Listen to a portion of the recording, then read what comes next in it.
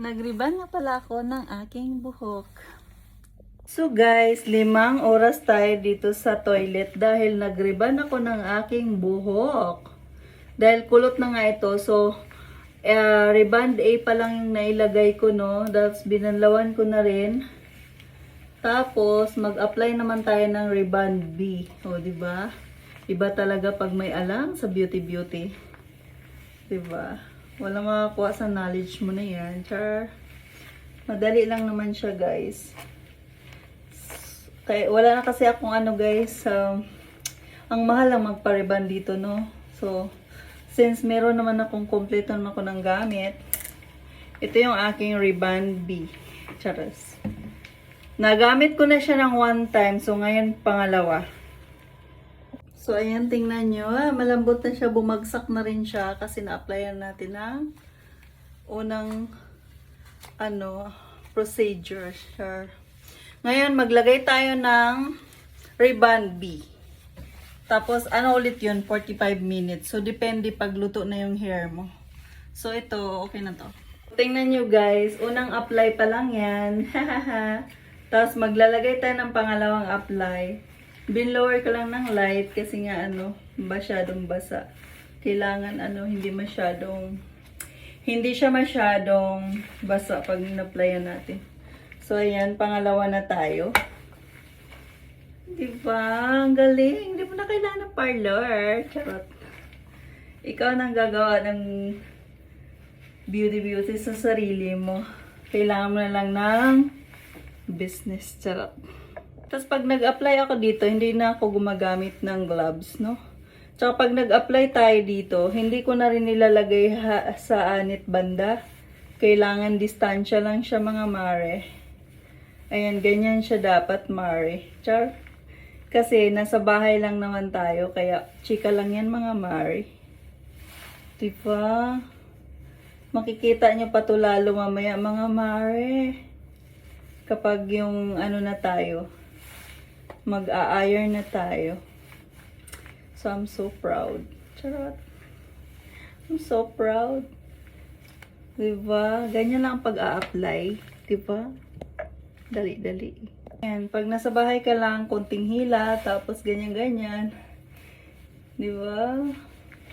Bumili ka lang ng yung chemical mo para sa riban, swak na. Tapos pag na-apply mo na, guys, ayan, ganun lang, guys, hagud-hagurin mo siya. Tapos suklay ng para orange talaga siya. Ganyan lang yan. Tapos ganunin, diba? Tapos umpisa na ulit natin yung sa kabila. Ganyan lang siya, ganyan. Diba, iba na yung sa kabila. Tapos, dito ulit lalagyan natin. So, guys, ang dali-dali lang mag-apply, diba? Ganyan lang siya, guys. Walang kahirap-hirap. Charot. Diba? Kompleto ka lang ng gamit. Fight na. Fight. Ayan, patapos na rin tayo dito sa kabila. Diba? Sulit. Sulit! Madali lang magpa-beauty, basta alam mo. Tsaka tansyado mo, dapat lutong-luto yung buhok mo. Kasi pangalawa na to Pangalawang application ng rebond. And ito na yung second to the last. Ganon. Nga pala, guys, for you to know, unang apply mo ng rebond, medyo matapang siya. Pag pangalawa, na lang siya, mabango siya, tapos mild lang yung amoy niya. Para siyang hot oil din yung amoy. Pero, okay naman siya, guys. Kaya, ayan. Kailangan, para sulit, kailangan babad na babad. Basta, wag lang masira yung buhok mo. Diba? Kasi pang na rin to, parang dala na rin to, treatment. Para mag-shiny shimmering, ganon. So, guys, nagbanlaw na tayo. Siyempre, naligo na rin ako. Tapos ngayon, i-dry lang natin ito at saka i-iron natin. So, yun na yung rebond natin. Yan. Hindi pa nga siya nasuklay. Bagsak na siya, diba? Yan, Diba? Sobrang bagsak na.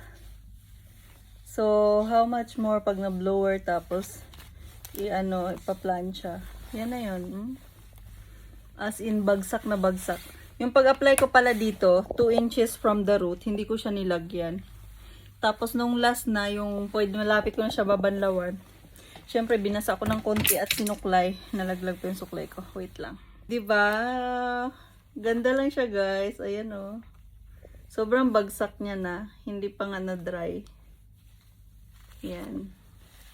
So, ngayon naman, dito tayo mapapalaban sa plancha dahil kailangan manipis na manipis at saka kailangan plancha na plancha para talagang yung ribbon natin hindi basta sayang.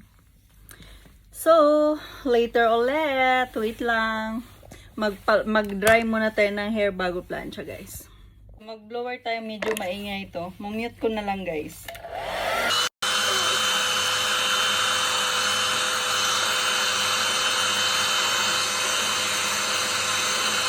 Diba? Blower pa lang yan. Makita mo na bagsak na bagsak. Yan. Tapusin ko lang mag-blower at kailangan natin munang i-post ito. Ayan guys, ito yung itsura after natin siyang ma-blower. Siyempre, pag dry na siya, pwede na natin siyang i-plancha. Para makita natin yung bagsak na bagsak. O, diba? So, self-service. Self-service. Maganda naman siya, oh. Kailangan lang talaga to, imagine, abutin ako ng 2 oras nito kasi sobra kailangan nipisan lang pag, pag plancha. Yan. Maging bagsak. Dapat yung na to, treatment na to, yung chemical na to, dadalhin ko to sa Bahira, kaya lang magpapariban sila sa akin. Ang problema kasi, pagkatapos mong iriban, naghihijab naman, pinupulupot yung mga buhok, kaya mapapagod lang ako. Kaya ako na lang gagamit. Papagod lang ako, magpariban-riban, tapos pupuluputin at magtatalokbong. So, sayang yung pagod ko. So, sa akin na lang to, no? Kaya yun yung reason kung bakit ginamit ko na lang. Pero meron pa akong isang application, mga after 6 months, pwede na naman yung gamitin. Kung kulot na ang buhok. Pero, pangit naman lagi. Once a year lang dapat or more. Diba? Ganda. Hindi pa nga yan na plancha. Mamaya makita natin yung bagsak niyan. Wait lang. Pa-plancha muna tayo. So, tingnan natin before and ito yung before ha. Mamaya ang after. Ha? Ayan. Pwede na ba ako maging beautician mo? Char. Ayan, guys. My job. Charot. Ayan yung aking self-service. So, tapos na tayo dito sa kabila. So, punta naman tayo dun sa kabila. Diba? Hindi mo na kailangan pumunta ng salon-salon, besh. Kaya mo na yan. Imikos-mikos mo na yan. Charot. Ito na, guys. Ang finished product. Charot.